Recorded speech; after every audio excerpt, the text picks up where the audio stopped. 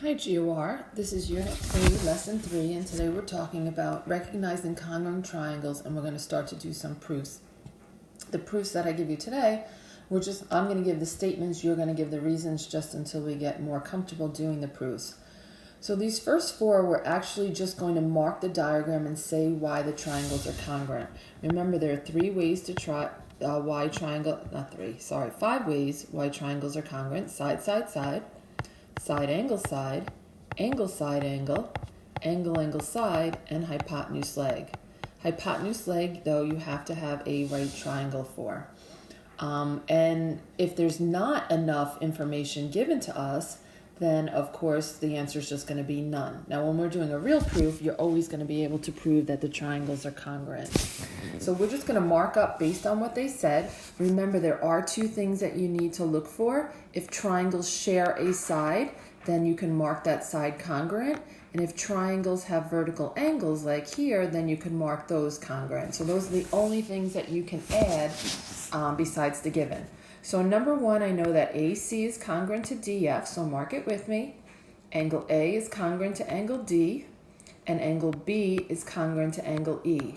So basically I have 2 angles in one side. 2 angles in one side is either going to be angle side angle or angle angle side.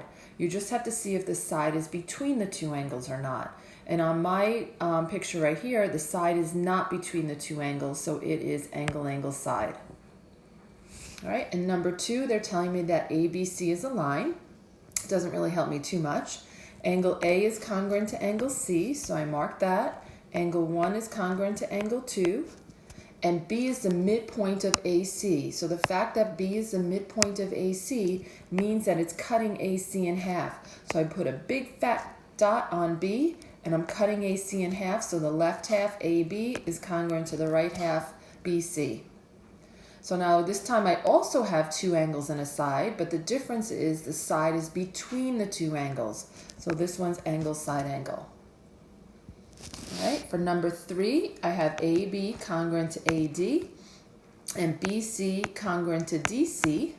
So I have 2 sides, but remember I said that you have to look to see if they have a shared side, then that gets added on. So this has a shared side AC. So AC is the same length in both the green triangle and that pink triangle. So therefore I can put a little X on it. So now I have 3 sides, so this one's side, side, side. And in 4, I have AD congruent to BC and DE congruent to CE. And that's it. I know it looks like angle A and angle B are right angles, but they didn't tell me that. So remember, we can never assume anything. So this one's just going to be none. All right, there's a couple more on here, but we're actually going to practice them in class tomorrow. So this next page, just hold off on and we'll practice it in class because I want you guys to actually try some, not just watch me do them. And let's look at some proofs. We'll also do some proofs in class as well, but we'll do these together now. So again, I'm doing the same thing. I'm marking my diagram just like I did before, but this time I'm going to have statements and reasons. So everything that I mark is going to be a statement, and then we just have to come up for the reason for it.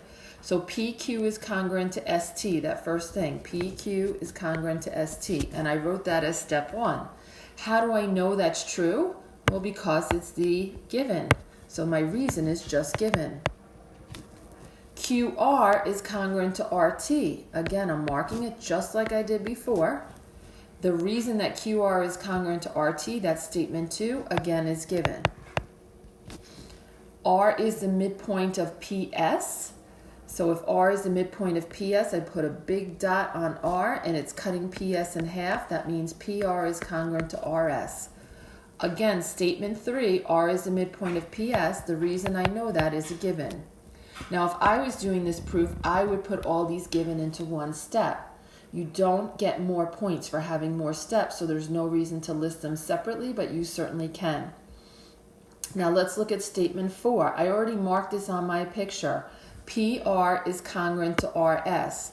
The reason PR is congruent to RS is because of statement 3. R is the midpoint of PS. I marked it. R is the midpoint, I put a dot there, and I marked PR congruent to RS. So that's my statement, PR congruent to RS, exactly what I marked. The reason is because it's a midpoint, so definition midpoint.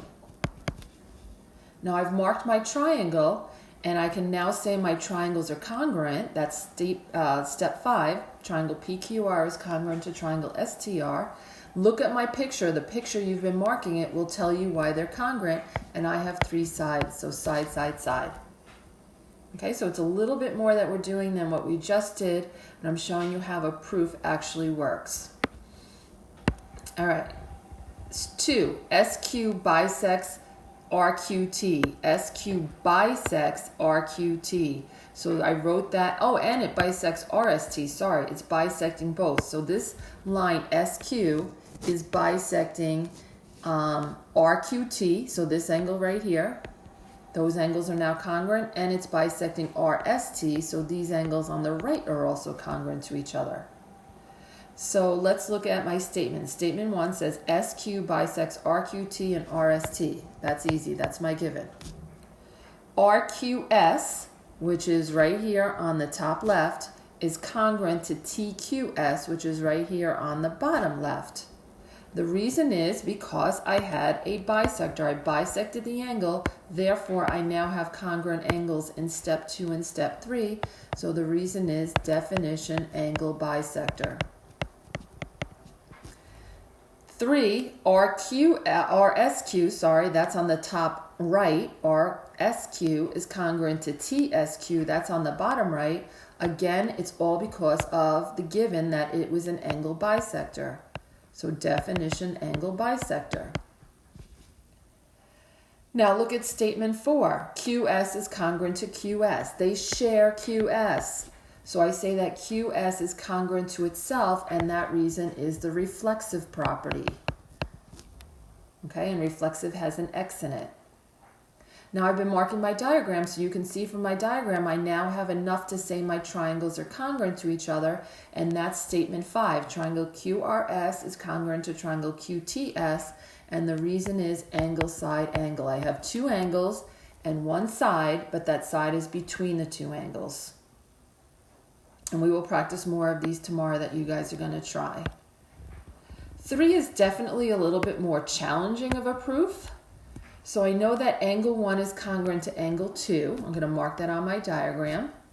All right. And I might as well just go ahead. Statement 3 says angle 1 congruent to angle 2. So I'm just going to write given next to it. Again, I would put all my given together, but that's okay.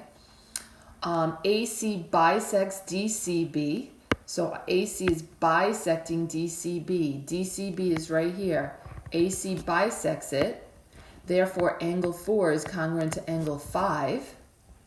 Okay, and again, statement 1, AC bisects DCB is given. And statement 2, angle 4 is congruent to angle 5. Well, that comes from statement 1. Because it's bisecting, a bisector divides an angle in half. Those 2 angles are congruent. Angle 4 is congruent to angle 5. Definition angle bisector. Now the tricky part is the fact that they told me that angle 1 is congruent to angle 2. And again, I already wrote that as given for statement 3. But angle 1's not even in my triangle. But let's look at statement 4. Angle 1 is congruent to angle 3. Look at angle 1 and look at angle 3. Angle 1 and 3 are really just vertical angles. So angle 1 is congruent to angle 3 because vertical angles are congruent. Okay, so now I know angle 1 and angle 3 are congruent. So I'm going to mark those congruent. Now, if angle 1 is congruent to angle 3, let me do this in a different color.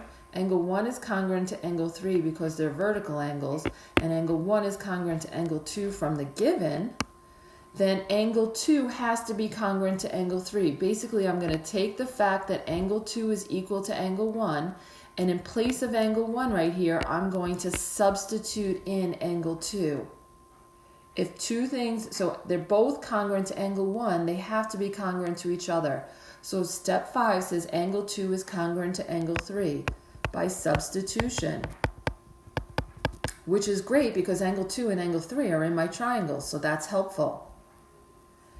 Step 6, CA is congruent to CA. Look at CA right here in the middle. They share CA, so I put an X right there. When something is congruent to itself, I call that the reflexive property. And then my triangles are congruent to each other. Look what I have marked. I have two angles on one side, and the side is between the two angles, so it's angle, side, angle. Okay, so we'll do the parts of this lesson